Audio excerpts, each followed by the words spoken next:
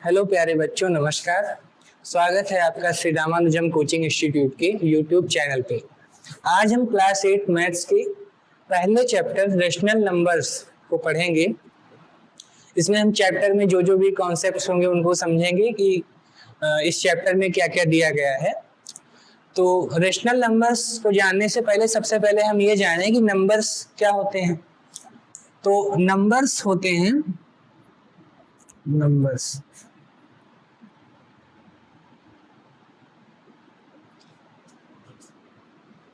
these are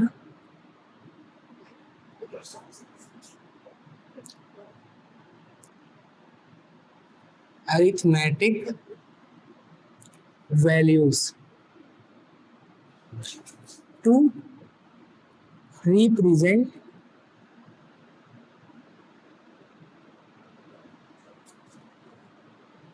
quantity।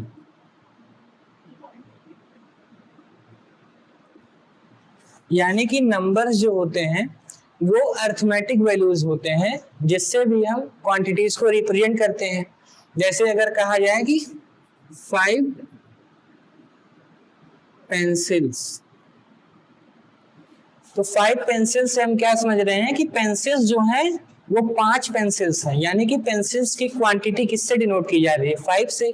तो 5 एक number है। ऐसे अगर हमने लिखा कि 10 टेबल्स,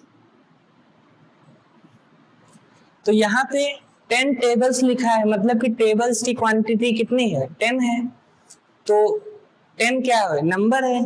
तो नंबर्स अरिथमेटिक वैल्यूज होती हैं जो कि क्वांटिटीज को रिप्रेजेंट करती हैं। अब नंबर्स कई टाइप्स के होते हैं, जैसे कि हम सबसे पहले लिखेंगे whole numbers. Whole numbers, whole numbers 0 से लेके उसके आगे के 0, 1, 2, 3, 4, 5 इनफाइनाइट तक जो नंबर्स होंगे उनको हम कहते हैं होल नंबर्स। तो 0, 1, 2, 3, 4, 5 एंड सो ऑन। ये सब जो नंबर्स होंगे ये होल नंबर्स कहलाएंगे। दूसरा टाइप होता है natural numbers. Natural numbers, natural numbers इसको हम प्राकृतिक संख्याएं भी कहते हैं। तो नेचुरल नंबर्स हमेशा 1 से स्टार्ट होते हैं, यानी कि 1 से स्टार्ट होके आगे जो भी जाता है, जैसे कि 1, 2, 3 एंड ऐसे सो ऑन। तो ये सब नेचुरल नंबर्स होंगे। ऐसे तीसरी टाइप है इंटीजर्स।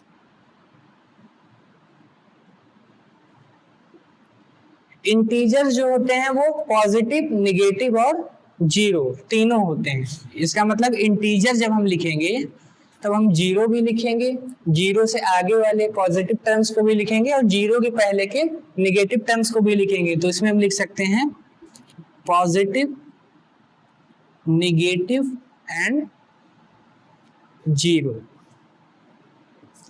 अच्छा, नेचुरल नंबर्स को हम काउंटिंग नंबर्स भी कहते हैं, क्योंकि काउंटिंग हमेशा कहाँ से स्टार्ट होती है? 1 से होती है। इससे अगर हम आपसे कहें कि 5 तक काउंट करो तो आप हमेशा ऐसे काउंट करोगे ना, 1, 2, 3, 4, 5। 0 से तो करोगे नहीं कि 0, 1, 2, 3, 5। तो इसीलिए नेचुरल नंबर्स का एक और नाम है काउंटिंग नंबर्स।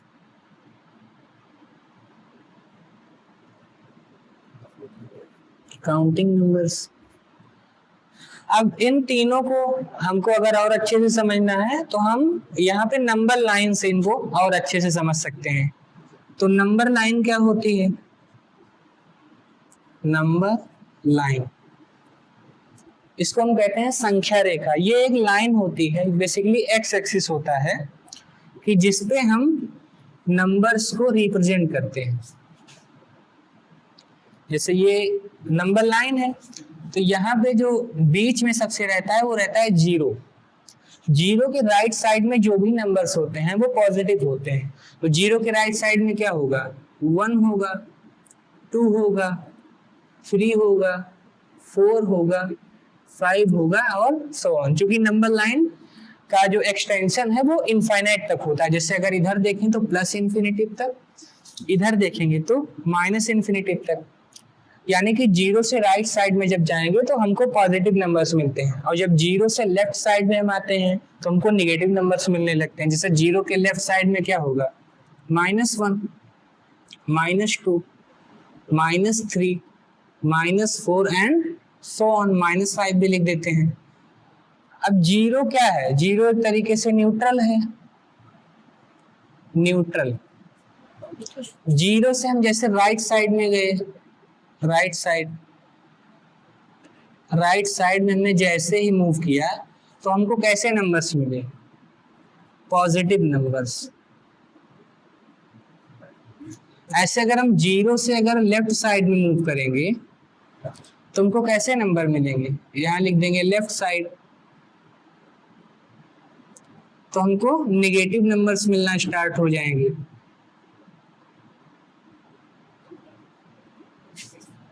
अब यहाँ से हम रिप्रेजेंट कर सकते हैं, जैसे अगर हमको होल नंबर्स को नंबर लाइन पर रिप्रेजेंट करना है तो होल नंबर कहाँ से स्टार्ट होता है, जीरो से स्टार्ट होता है, जीरो से लेके इनफाइनाइट तक जाता है। तो यहाँ जीरो हम काउंट करेंगे तो जीरो से लेकर के आगे इन तक ये बनेगा, ये हमारा बनेगा होल नंबर्स का सेट। तो यहाँ हम लिख सकते हैं होल नंबर्स।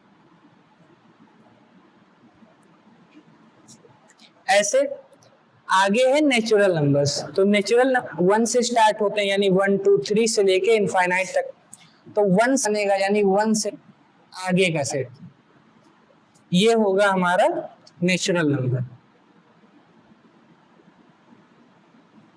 Natural numbers.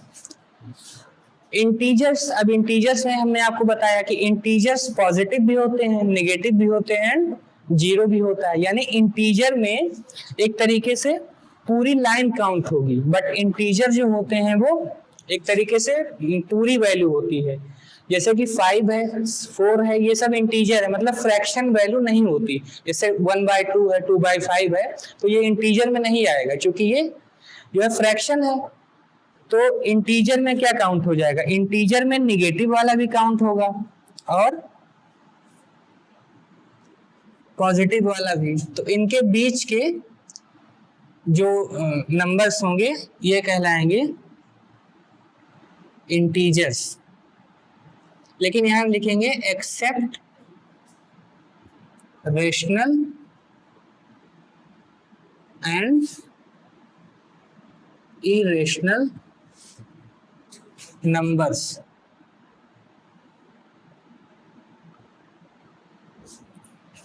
तो ये हमने नंबर लाइन पे होल नंबर्स, नेचुरल नंबर्स और इंटीजर्स को ड्रॉ किया कि नेचुरल मतलब नंबर लाइन पे ये नंबर्स कैसे दिखते हैं। अब हमारे चैप्टर का नाम है रेशनल नंबर, तो हमको रेशनल नंबर्स के बारे में ही इस चैप्टर में पढ़ना है, तो इसको रफ कर देते हैं फिर।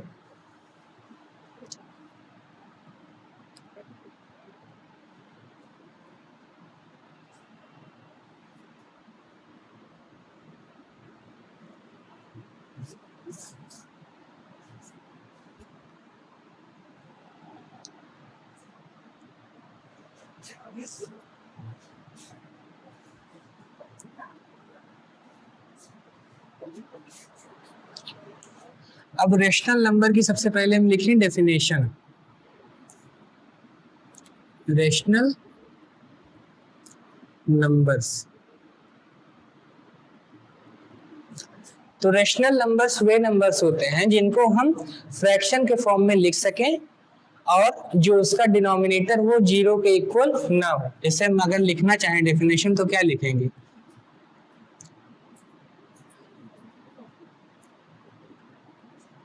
Rational numbers are those numbers which can be written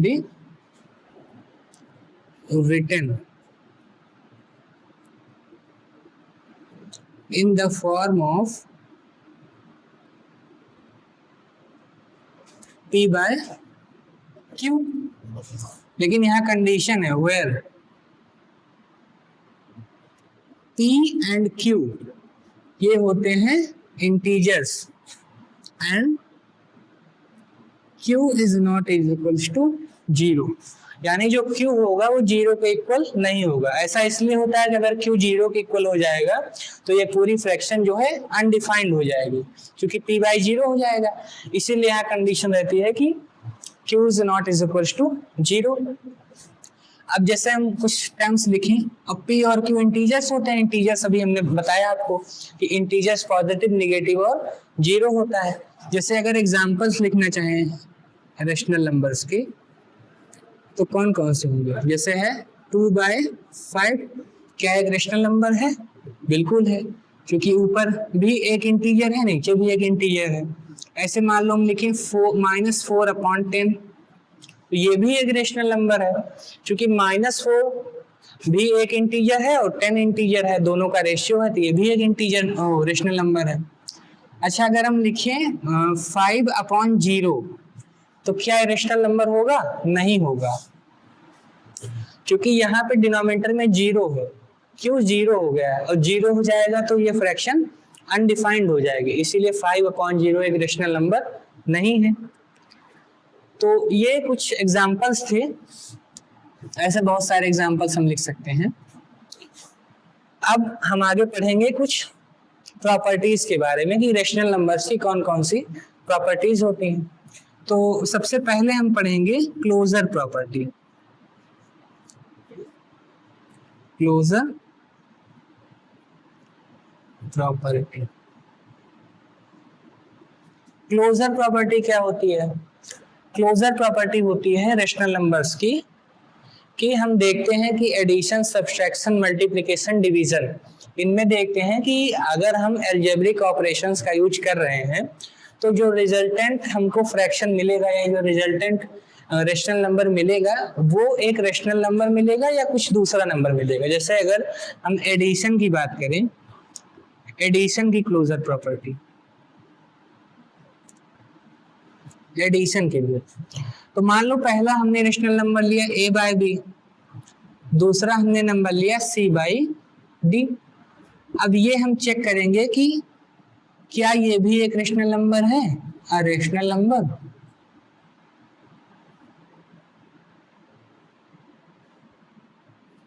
अब रेशनल नंबर को जैसे हम जानते हैं कि p/q के टर्म में लिख सकते हैं, तो इसको हम एग्जांपल लेके वेरीफाई भी कर सकते हैं। जैसे मान लो हमने पहला फ्रैक्शन ले लिया 1/2 और दूसरा फ्रैक्शन हमने ले लिया 3/2। अब दोनों को ऐड करो, कितना आएगा? 1 + 3, डिनोमिनेटर सेम है तो 2 ही रहेगा, यानी कि 4/2। या अगर इसको कैंसिल करेंगे तो क्या हो जाएगा? 2/1। क्या ये एक रेशनल नंबर है? बिल्कुल है, क्योंकि 2 भी एक इंटीजर है, 1 भी एक इंटीजर है और 2/1 दोनों का रेशियो है। और Q भी जो है वो 0 के इक्वल नहीं है, मतलब कि 2/1 एक रेशनल नंबर है, is equals to rational number. इसका मतलब क्लोजर प्रॉपर्टी एडिशन के लिए होल्ड कर रही है। ऐसे हम अब देखेंगे सब्सट्रैक्शन के लिए। सब्सट्रैक्शन, अब सब्सट्रैक्शन में क्या करेंगे? फिर वही दो फ्रैक्शंस लेंगे और देखेंगे कि उनका रिजल्टेंट जो है वो रेशनल नंबर आएगा कि नहीं आएगा। तो फिर वही लिखेंगे a/b - c/d is equals to a rational number.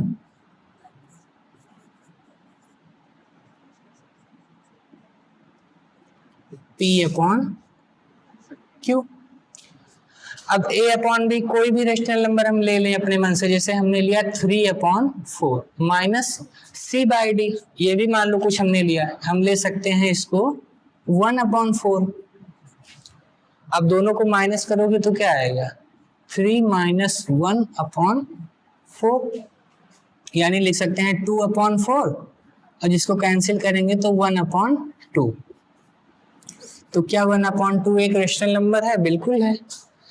तो ये भी p/q की फॉर्म में लिखा गया है और q भी 0 के इक्वल नहीं है, यानी कि जो क्लोजर प्रॉपर्टी है वो सब्सट्रैक्शन के लिए भी वैलिड है। अब आगे ऐसे हम देखते हैं मल्टीप्लिकेशन के लिए और डिवीजन के लिए, तो इसको रफ कर देते हैं फिर।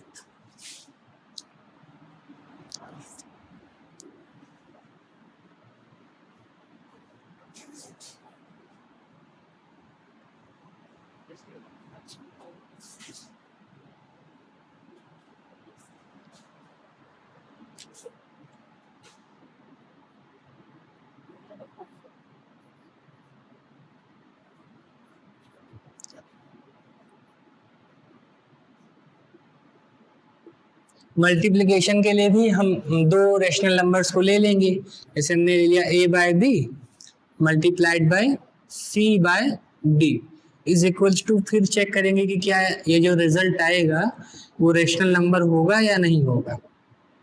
अगर होगा तो मल्टीप्लिकेशन के अंतर्गत भी हमारी क्लोजर प्रॉपर्टी होल्ड करेगी, नहीं तो नहीं होगा। तो फिर हम दो नंबर्स लेंगे, जैसे a बाय b हमने ले लिया 1/2 और c बाय d हमने ले लिया 3/4। अब मल्टीप्लाई कराएंगे तो कितना आएगा 1 × 3/2 × 4, तो 3/8। क्या एक रेशनल नंबर आ रहा है? बिल्कुल, 3/8 एक रेशनल नंबर है। तो ये चूंकि एक रेशनल नंबर है इसीलिए हम कह सकते हैं कि मल्टीप्लिकेशन के अंदर भी क्लोजर प्रॉपर्टी होल्ड करेगी। ऐसे लास्ट एक देख लेते हैं डिवीजन के लिए। डिवीजन में हम फिर वही दो रेशनल नंबर ले लेंगे, a by b divided by c by d is equals to a rational number.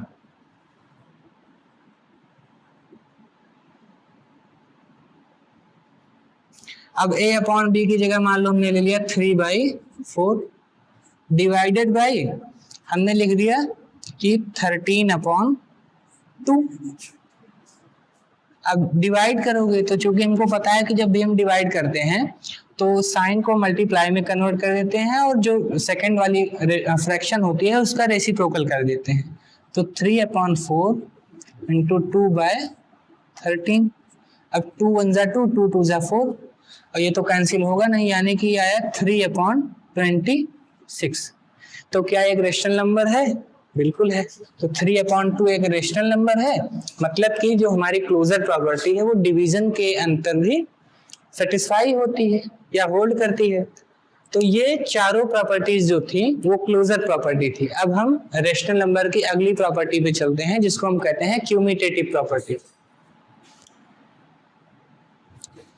यानी कि रेशनल नंबर्स क्लोजर प्रॉपर्टी के अंतर्गत चारों ऑपरेशंस को होल्ड करते हैं। तो अब सेकेंड वाली प्रॉपर्टी हमारी है क्यूमुलेटिव प्रॉपर्टी।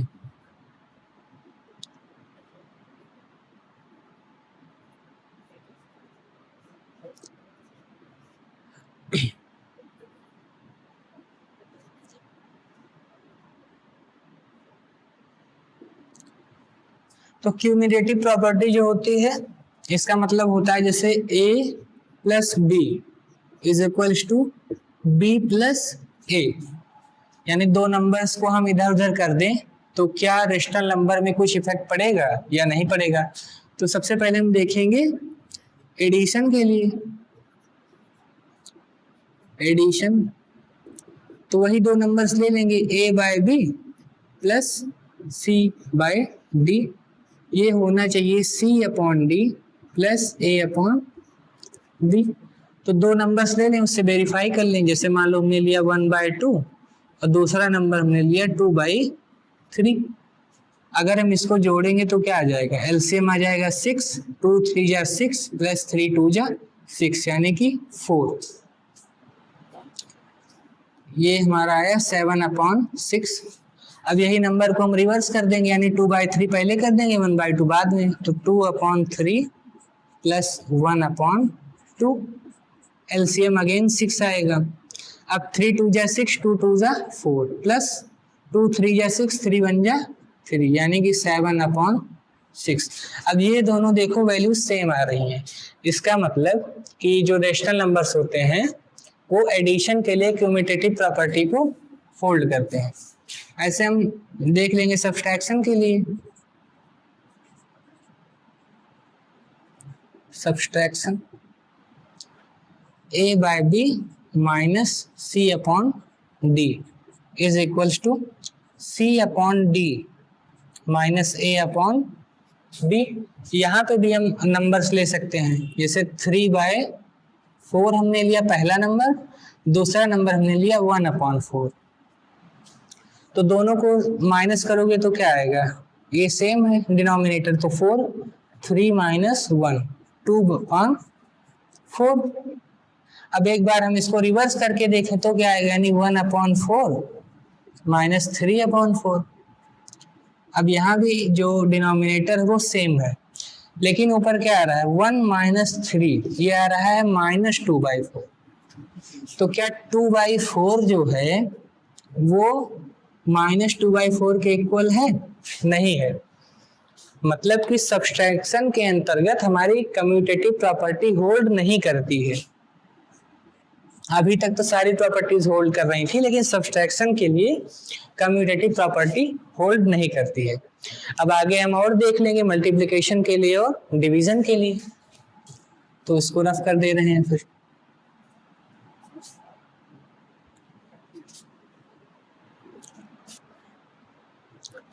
अब हम तीसरी प्रॉपर्टी देख लेते हैं कि मल्टीप्लिकेशन के अंतर्गत क्या होगा। मल्टीप्लिकेशन, अब मल्टीप्लिकेशन में देखते हैं तो a/b into c/d is equal to c/d to a/b। अब यहाँ भी एग्जांपल ले लेंगे, जैसे मान लो a/b हमने ले लिया 1/6, c/d हमने ले लिया 2/5। अब मल्टीप्लाई करोगे तो कितना आएगा, 2 1 जा 2, 6 5 जा 30, 2/30 आया। ऐसे इसको रिवर्स कर लेंगे, यानी 2/5 2 1/6, तो 2 1 जा 2, 5 6 जा 30। अब यहाँ देखो दोनों साइड फिर क्या है, सेम है, सेम नंबर्स आ रहे हैं। तो क्यूमिटेटिव प्रॉपर्टी जो है वो मल्टीप्लिकेशन के अंतर्गत भी होल्ड करती है। एक लास्ट देख लेते हैं डिवीजन के लिए।